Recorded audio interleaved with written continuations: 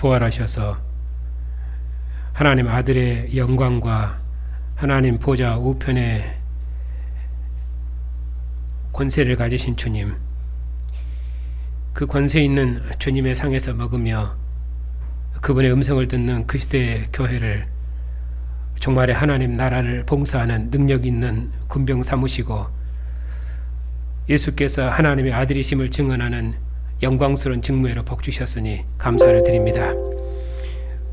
오늘도 주님의 교회가 하나님 아버지께서 아들 안에서 행하신 구원의 큰 일을 함께 듣기 위해서 이처럼 모였습니다. 주의 성령께서 진리의 말씀으로 주의 교회를 가르치시고 교회가 이 말씀의 빛 가운데서 주님 오시도록까지 주의 영광을 더욱 힘있게 봉사하는 복된 교회가 다 될 수 있도록 주님의 교회를 복주시옵소서. 예수님의 이름으로 감사하며 기도하옵나이다. 아멘.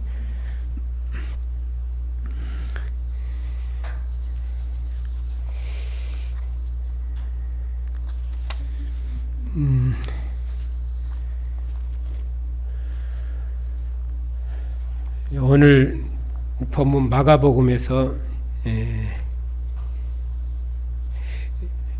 혹시 이해 안 되는 부분이 있었으면 질문 있으시면 말씀해 주십시오.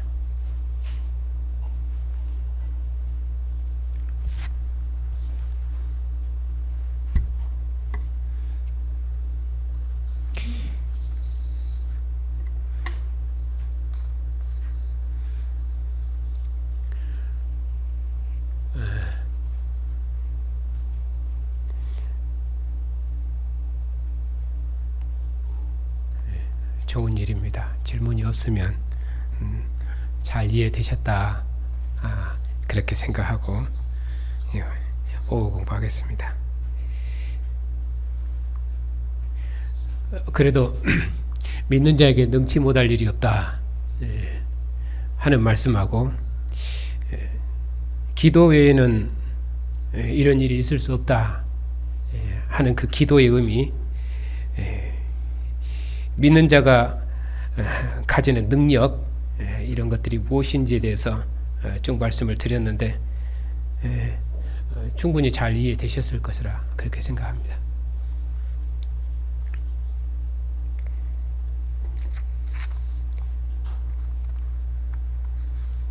자, 오늘은 성경은 어떤 책입니까? 성경에 대해서 공부하도록 하겠습니다. 이번에 요나서를 공부했는데요. 요나서 공부하면서 다음에는 뭘 해볼까 생각을 했는데 요나가 선지자거든요. 그래서 요나서 그 구약 성경이 성경을 구분할 때 하나님 나라 성경은 하나님 나라 언약이거든요. 하나님 나라 언약을 기점으로 해서 성경도 분류가 돼요. 그래서 시내산에서 이스라엘 백성들 모세를 통해서 이스라엘 백성들과 함께 언약을 맺으신 것이 하나님 나라 언약의 하나의 분기점이고, 그리고 그 언약이 이스라엘 백성들이 범죄해서 그 언약이 깨져버렸는데 언제 깨지냐면은 북이스라엘은 아합 왕조 때 깨지죠. 그래서 사마리아에 바알의 신전을 세워서 아합 왕조 때 완전히 바알의 왕국이 되었는데 그때 남쪽 유다는 여호사밧이 왕이었습니다. 여호사밧이 북이스라엘 아합 왕조와 혼인으로 연합해서 그들도 바알의 왕조가 된 것이죠. 그래서 그때 엘리야 선지자가 그때 당시 아합 왕조 때 하나님의 선지자들을 다 죽이고 그리고 엘리야가 말하기를 나만 남았나이다 할 만큼 이제 그렇게 하나님의 말씀을 전하는 선지자들이 다 죽었습니다. 엘리야가 하는 말이 하나님 앞에서 다 나만 남았나이다 그렇게 말했는데 하나님께서 말씀하시기를 그런 엘리야를 소환하시면서 선지자의 말을 듣지 아니하고 하나님의 말씀을 듣지 아니한 모세를 통해 설립된 이스라엘을 멸망하고 그리고 남은 자 7천을 통해서 오직 하나님의 말씀에 순종하는 새로운 나라, 새로운 이스라엘을 세우시겠다 그렇게 약속하셨습니다. 그러니까 모세 언약과 엘리야의 언약이 하나님 나라 언약과 새로운 하나님 나라 언약 이렇게 하고 있기 때문에 하나님 나라의 언약에서 역사 발전의 획기적인 시점들입니다. 그래서 모세 언약이 있기 때문에 그 모세 언약을 중심으로 해서 모세 오경 왜냐하면 성경은 이제 기록됨으로 확정되기 때문에 언약이 확정되는 것이거든요. 기록이 됐다는 말은 언약이 확정됐다는 말이거든요. 그래서 모세 언약이 설립되면 모세 오경해서 하나의 책으로 이제 구분을 합니다. 그리고 모세를 통해서 설립된 이스라엘이 왕국 형태로 나라 형태가 이제 바뀌게 되는데 그 이전에는 하나님께서 그때마다 사사들을 보내셔서 직접 통치하셨습니다. 그러니까 그때는 직접 통치죠. 우리는 하나님이 직접 통치하시면은 더 좋은 거라고 생각하지만은 하나님 나라 통치 방식으로 해서는 직접 통치 방식은 실은 그 하나님께서 그의 대리자를 통해서 그 나라를 맡기시고 통치하는 그런 통치 방식과는 전혀 다르죠. 그래서 하나님이 직접 통치 방식에서 왕국 형태로 하나님이 그 대리자를 세워서 그 나라를 다스리는 왕국 형태로 나라가 바뀌었을 때가 사무엘 때입니다. 그래서 하나님 나라를 대신해 하나님을 대신해서 그 나라를 통치하는 사무엘이 그 나라를 통치를 바꾸시겠다는 것이 사무엘을 통해서 말씀하셨는데 그때 영원한 왕국 언약이 있었거든요. 다윗의 아들을 영원히 하나님의 아들 삼아서 그 나라를 영원토록 하리라 하는 멸망치 않은 나라를 세우리라는 그런 왕국 언약이 있습니다. 그렇기 때문에 그때부터 이제 하나님께서 상설 선지자를 두셔서 하나님의 말씀을 이스라엘 백성들에게 항상 선포하고 그 말씀이 있도록 또 왕들이 그 나라를 통치하고 다스릴 때 선지자의 말씀으로 하나님의 나라를 통치하고 다스릴 수 있도록 그렇게 하셨습니다. 그러니까 사무엘 때부터 하나님의 통치 방식이 이렇게 바뀌고 그리고 사무엘을 통해서 선지자인 사무엘을 통해서 증거된 말씀으로 이스라엘이 다스려지고 통치되었습니다. 근데 그 나라가 범죄에서 멸망했거든요. 이제 그렇기 때문에 이제 하나님 나라가 왕국 형태로 바뀌고 그리고 그 나라가 범죄에서 멸망했을 때 하나님께서 그 나라를 심판하시고 또 이스라엘의 멸망을 조롱하는 이방 나라도 또 심판하시고 그럼에도 불구하고 하나님께서 신실한 남은 자들을 통해서 멸망치 아니할 새로운 나라를 세우시겠다 그렇게 약속하신 것이 선지자들을 통해서 말씀하시기 때문에 선지서들이 이제 그만큼 중요합니다. 왜냐하면은 그때 당시에는 이스라엘의 나라가 멸망하는 시점이기 때문에 많은 선지자들을 보내서 이스라엘의 회개를 촉구하는 것이거든요. 그러니까 선지자들이 많을 수밖에 없지요. 왜냐하면 나라가 멸망하기를 걷고 있으니까. 그러면 그때만 선지자가 있는 것이 아니라 이제 그 나라가 아예 바벨론으로 이제 포로돼서 멸망해버리면은 멸망해버린 것에서도 하나님께서 그러면은 이대로 끝나버릴 것인가 하는 것이거든요. 하나님 나라는 그렇게 끝나지 않습니다. 왜냐하면 하나님이 사무엘을 통해서 약속했던 대로 그 나라는 영원하리라 약속하셨기 때문에 바벨론 포로를 주는 하나님께서 70년 만에 이스라엘 백성을 고토로 돌아오리라는 약속하셨거든요. 예레미야를 통해서. 그래서 그 나라가 어떻게 될 것인가 바벨론 궁중에서도 그 역사의 하나님 나라 역사의 비전 미래를 펼쳐 보이는 것이 이제 다니엘서나 스가랴서 이런 데들이죠. 그러면은 이스라엘 백성들이 그러면 바벨론에서 돌아온 후에는 그러면 선지자가 없는가? 아니요. 돌아와서도 선지자가 있겠죠. 왜냐하면은 그들이 하나님 나라로 돌아와서 고토로 돌아와서 하나님의 성전을 짓고 다시 그 나라를 회복해야 되기 때문에 그들이 어떻게 하면 성전을 다시 회복할 것인지 왜냐하면은 그들이 하나님 나라를 회복하는 일에 열심을 내지 못했거든요. 그래서 그들이 하나님 나라를 회복하기 위해서 성전을 짓는 일에 열심 내도록 이스라엘 백성을 권고하는, 독려하는 그런 서신들이 있습니다. 그때도 선지자들이 활동을 하겠죠. 그러니까 이처럼 하나님 나라 구원 역사에서 획기적인 전환점, 그 시점들마다 하나님께서 선지자를 보내서 하나님의 통치, 하나님 나라를 어떻게 통치하고 다스려야 될 것인지, 하나님의 뜻이 어떻게 이루어져야 될 것인지 그것을 말씀하시기 때문에 실은 성경의 전 역사를 구분할 때 선지자를 중심으로 해서 성경을 구분하면은, 그러면은 성경을 하나님 나라 관점에서 구분할 수가 있습니다. 그래서 다음 수련회 때는 선지서를 공부할까 지금 생각 중입니다. 전체 내용을 가지고요. 그래서 각 선지자들이 활동했던 시대와 그리고 그 시대를 봉사했던, 그 시대에 통치했던 왕들과 그리고 그 왕들 시대에 통치했던 선지자, 그래야만 그 선지자가 말한 메시지가 드러날 수 있거든요. 왜냐하면은 그 왕들이 어떻게 그 나라를 통치했고 그 시대는 어떤 시대였는지 역사적 위치가 나와야, 그래야 그 선지자의 메시지는, 역사적 위치가 나오면은 선지자의 메시지는 그대로 나오는 것이거든요. 물론 모든 선지자가 범죄한 나라는 멸망하고 그리고 멸망치 아니할 새로운 나라를 세우리라 하는 것이 엘리야의, 하나님 엘리야를 통해서 말씀하신 것이고, 그리고 모든 선지자는, 기록 선지자는 그 엘리야의 언약을, 엘리야의 말씀을 반복하는 것이기 때문에 그런 의미로는 다 같은 내용이지만은 그래도 그때그때마다 조금씩 왕들의 통치 방식이 다르고 시대가 다르고 그리고 대상이 다르기 때문에 내용들이 조금씩 다릅니다. 그래서 그런 것을 서로 연결해서 공부하는 시간을 가지면은, 그러면은 성경 전체를 공부할 수 있습니다. 그렇게 한번 공부를 해볼까 지금 생각을 하고 있습니다. 그런 의미에서 오늘 이 성경은 어떤 책입니까 했을 때, 여기 첫 번째 보면은 기록된 하나님의 말씀입니다.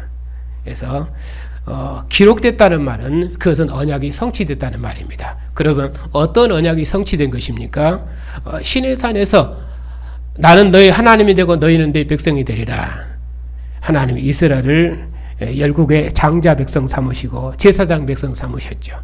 이스라엘을 애굽에서 구원하신 여호와가 천지 창조주고 그분이 역사의 주인이십니다. 이스라엘은 그분의 증인으로 세상에 서 있습니다. 그래서 이스라엘은 여호와의 증인이라고 말해요. 왜냐하면은 조상들의 하나님이 여호와 하나님이시니까요.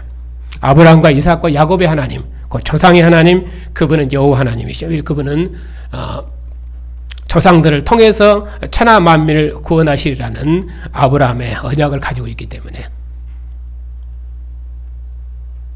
그래서 이스라엘은 여호와 하나님의 증인입니다. 그래서 그 언약이 시내산에서 이스라엘 백성과 언약을, 하나님 나라 언약을 통해서 세워진 것입니다. 그것이 어디서 완성되냐면은 그리스도 안에서 완성된 것이죠.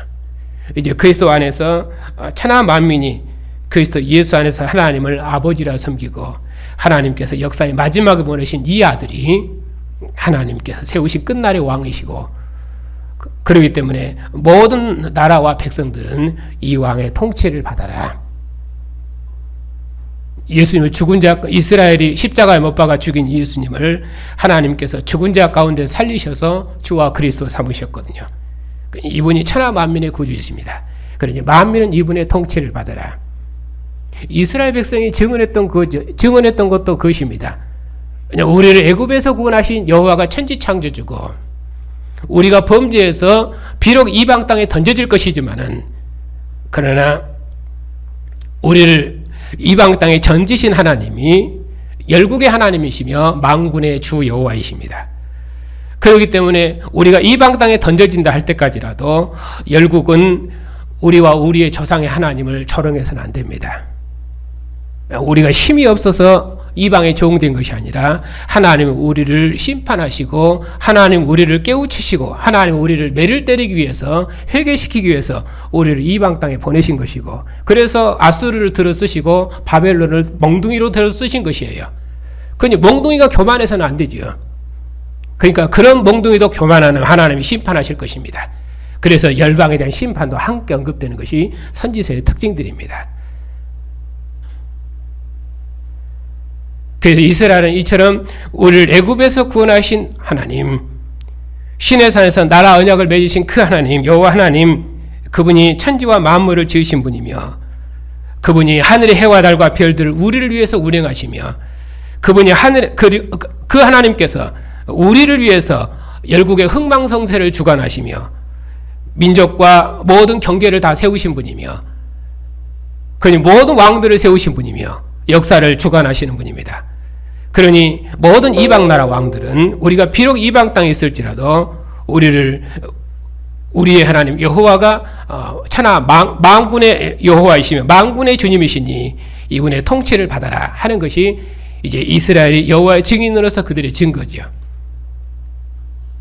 그렇게 해서 이스라엘 하나님이 만군의 하나님이시며 열국의 하나님이심을 세상에 나타냈습니다. 그 하나님께서 역사의 마지막에 이제는 다윗 왕 정도가 아니라 하나님께서 그의 아들, 사랑하는 아들, 상속자입니다. 아들하면 상속자입니다. 그렇기 때문에 상속자이기 때문에 아버지의 정권을 가지는 것입니다.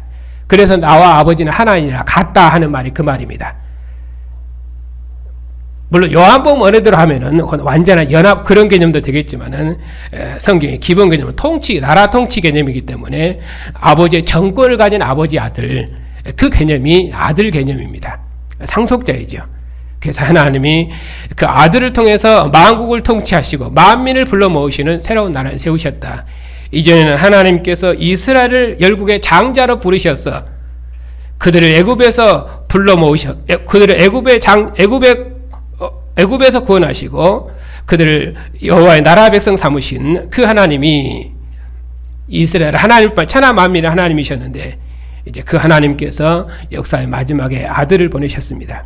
이 아들을 통해서 이제는 천하 만민을 불러 모으십니다.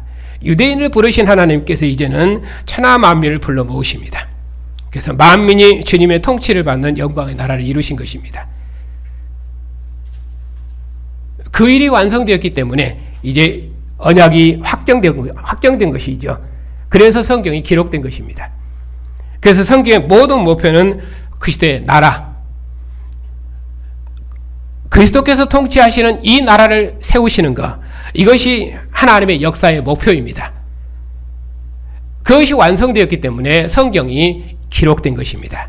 아직 그 역사가 완성되지 않았으면은 그러면 아직 성경이 기록이 안 됐겠지요.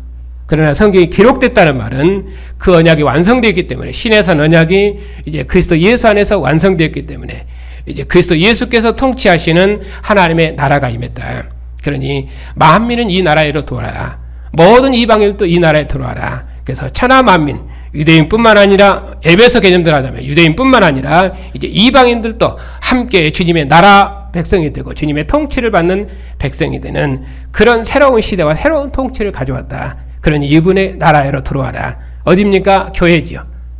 그래서 주님의 교회로 들어와서 세례를 받고 주님의 나라 백성이 되면은 그러면 그런 주님의 통치를 받는 구원을 받는 것입니다. 그것이 성경 개념입니다. 그래서 만민이 주님의 교회로 들어와서 주님의 통치를 받는 주님의 나라 백성이 되는 것, 그것이 역사의 목표입니다.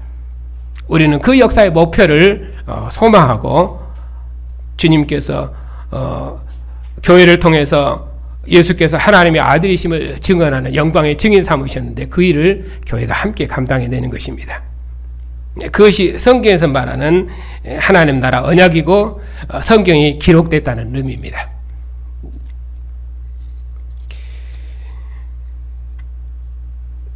다음 시간부터는 그러면은 그 언약이 무엇인지, 나는 너희 하나님이 되고 너희는 네 백성이 되리라 하는 말씀을 통해서 하나님께서 옛 언약 역사에서 어떻게 하나님이 이스라엘의 하나님이 되셨고 이스라엘은 하나님의 백성으로서 그 역사를 봉사했는지 일단은 전체적인 큰 흐름을 보도록 그렇게 하겠습니다.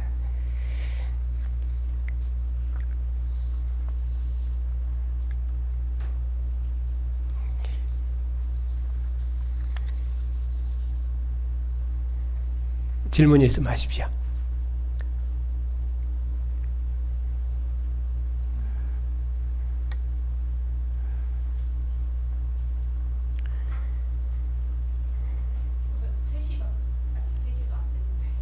예.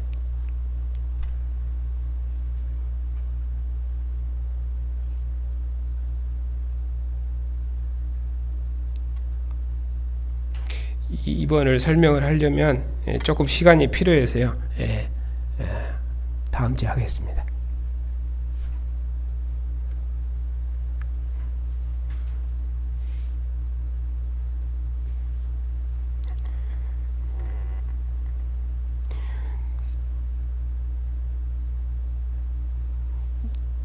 우리가 이 개념은 계속해서 반복해서 설명하고 있기 때문에 이 개념을 확실히 붙들어야 됩니다. 그래야 각 본문에서 하나님께서 이스라엘과 언약하신 이 하나님 나라 언약이 어떻게 그리스도 예수 안에서 교회를 통해서 완성되고 있는지 그것을 교회가 확실히 알 수 있기 때문에 성경은 하나님 나라 언약이다. 하나님 나라를 구원한 언약인데 어떻게 구원합니까?